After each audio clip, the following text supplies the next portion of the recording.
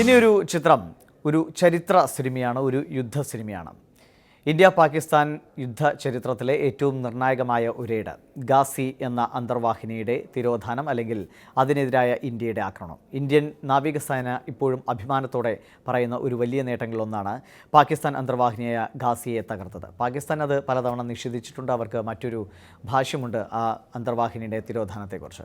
എന്തായാലും ആ ചരിത്രത്തെ വീണ്ടും പൊടിതട്ടിയെടുക്കുകയാണ് വെള്ളിത്തിരയിലേക്ക്, അഭ്രപാളിയിലേക്ക് സങ്കൽപ് എന്ന പുതുമുഖ സംവിധായകൻ. തെലുങ്കിലാണ് ചിത്രം ഒരുക്കുന്നത്. ഒപ്പം തന്നെ ഹിന്ദി, തമിഴ് ഭാഷകളും സിനിമ മൊഴിമാറ്റിയും പ്രദർശനത്തിനെത്തും. റാണ ദഗുപതിയാണ് ചിത്രത്തിലെ നായകവേഷത്തിൽ. കഴിഞ്ഞ ദിവസങ്ങൾക്ക് മുമ്പ് നമ്മോട് വിട പറഞ്ഞ ഓം പുരി എന്ന മഹാനായ നടൻ്റെ അവസാന ചിത്രങ്ങളിൽ ഒന്നുകൂടിയാണ് ഗാസി അറ്റാക്ക്. ഏതായാലും വലിയ പ്രതീക്ഷകൾ ചിത്രത്തിൻ്റെ ട്രെയിലർ നൽകുന്നുണ്ട്. ഫെബ്രുവരിയിലാണ് സിനിമ തിയേറ്ററുകളിൽ.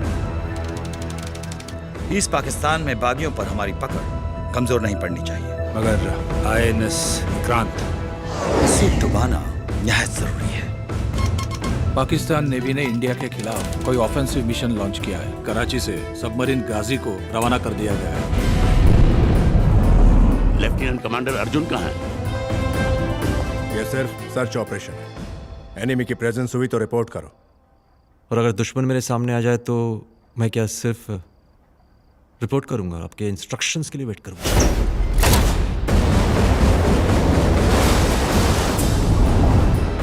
जैसे ही इंडियंस यहाँ पहुंचेंगे माइंड से कांटेक्ट होगा और खेल खत्म।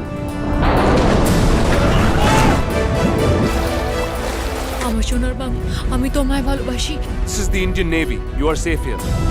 जंग जो है ना, शहीद होकर नहीं, दुश्मन को शहीद करके जीती जाती है। ये मिशन क्लासिफाइड है. हमें ना पहचान मिलेगी ना मेडल्स. इतिहास में हम हो ना हो, लेकिन हिंदुस्तान के भविष्य में हम जरूर होंगे. जय हिंद! जय हिंद!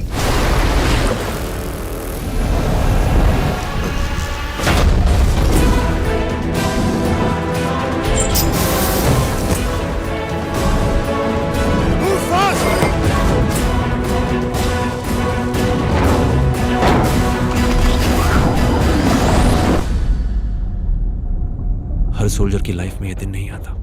जीत एक ऐसी चीज है जो खुद चलकर तुम्हारे पास नहीं आएगी, उसे लड़कर हासिल करना पड़ता है, जो कि आज हम करने वाले हैं।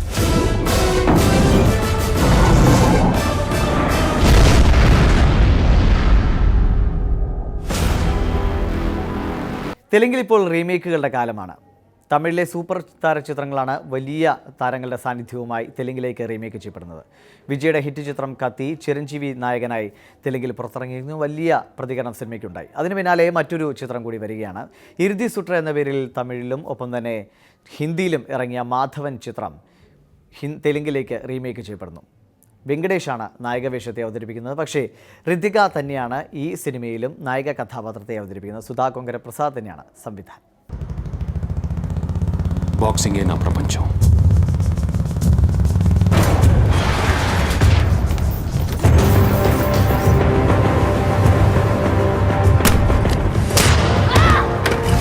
ముందు గేమ్ బేసిక్స్ నేర్చుకో. పాపం ఆడపిల్లలు కొంచెం సున్నితంగా చెప్పండి. అలా చేస్తే వాళ్ళు నీలాగా జీవితాంతం మరుగుదొడ్లు కడుక్కుంటూ చేస్తారు. మీరు నేను చెప్పిందే వింటారు, చెప్పిందే తింటారు. ఇల్లు వాకిలి ప్రేమ కామ చెత్త చెదరం అన్ని పక్కన పెట్టి ఒళ్ళు వచ్చి ట్రైన్ చేయండి. Learn to be the best of get the hell out of here.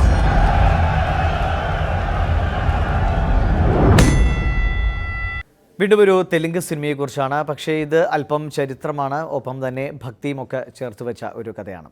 ഹാദിറാം Bawaji എന്ന പുരാതന കാലത്തെ ഒരു സന്യാസിയുടെ കഥ പറയുന്ന ചിത്രം ഓം നമോ വെങ്കടേശായ. ഇതിലെ കേന്ദ്ര കഥാപാത്രത്തെ അവതരിപ്പിക്കുന്നത് നാഗാർജുനയാണ്. വൈകാതെ തന്നെ ചിത്രം തിയേറ്ററുകളിലേക്ക് എത്താൻ ഒരുങ്ങുകയാണ്. കീരവാണിയാണ് ഈ സിനിമയ്ക്കായി പാട്ടുകൾ ഒരുക്കിയത്. ട്രെയിലർ കാണാം. 4 శతాబ్దాలకు పూర్వం పరమ పవిత్రమైన తిరుమల క్షేత్రంలో కలియుగ ప్రత్యక్ష దైవమైన శ్రీ వెంకటేశ్వర స్వామికి ఒక మహాభక్తునికి మధ్య జరిగిన నవరసభరిత లీలా వినోద దృశ్య కావ్యం. రామా ఆ భగవంతుడితో ఆడే రోజు వస్తుంది. అఖిలాండ కోటి బ్రహ్మాండ నాయక ఆనంద నిలయ వర పరిపాలక అఖిలాండ కోటి బ్రహ్మాండ నాయక ఆనంద నిలయ వర పరిపాలక. ఈ కొండపై ఎవరి మీద ఈగ వాలినట్టు తెలిసిన ఉగ్ర శ్రీనివాసమూర్తి సాక్షిగా, జ్వాలా నరసింహుని సాక్షిగా, 10,000 శేషుల పడగల బుసబుసల సాక్షిగా ఏం చేస్తానో చెప్పను.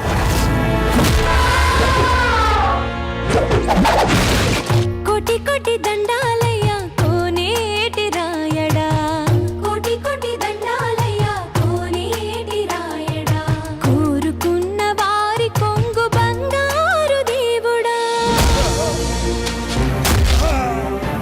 ఇహ నీ పాచికలు నా దగ్గర సాగవు.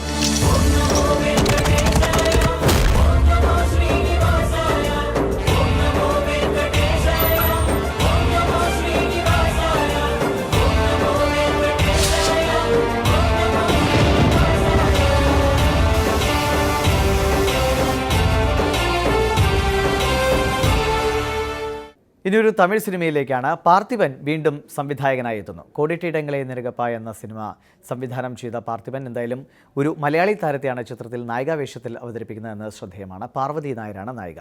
നായകനായി മുനിയും സിമ്രാൻ ഒരു ശ്രദ്ധേയമായ കഥാപാത്രത്തെയും ചിത്രത്തിൽ അവതരിപ്പിക്കുന്നുണ്ട്. വൈകാതെ സിനിമ തിയേറ്ററുകളിലേക്ക് എത്തും. சம்பாதிக்கிறதெல்லாம் 40 வயசுக்குள்ள சம்பாதிச்சிருங்கன்னு ரஜினி பாடி இருக்காரு. பாடி அவர் மட்டும் சம்பாதிக்கிறாரு. நேற்று ராத்திரி ஒரு அழகான பொண்ணு வெள்ளை சாரி கட்டிட்டு இருக்கிறத பார்த்தேன். கட்டிக்கிட்டு இருக்கும் போதே பாத்தியா?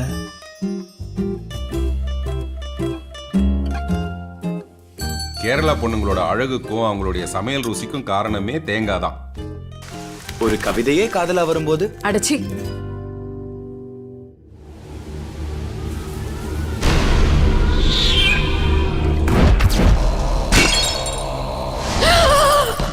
அந்த லைட் தொங்குது பாத்தியா? அங்கதான் அவன் நாக்கு தொங்குச்சு. நாக்கு தொங்குச்சா? அவ அங்கதான் ஏன் தொங்குனா, அதனால நாக்கு அங்கதான் தொங்குச்சு. நாக்கு மட்டும் என்ன நாக்பூர்ல தொங்குமா? சீக்கிரம் இந்த இடத்த காலி பண்ணிட்டு போயிடலான்னு பாக்குறேன். பர்ஃப்யூம் பாட்டில திறந்ததுக்கு அப்புறம் மூடிய மட்டும் தள்ளி வைக்கிறதுனால வாசனை அங்கிருந்து போயிடுமா என்ன?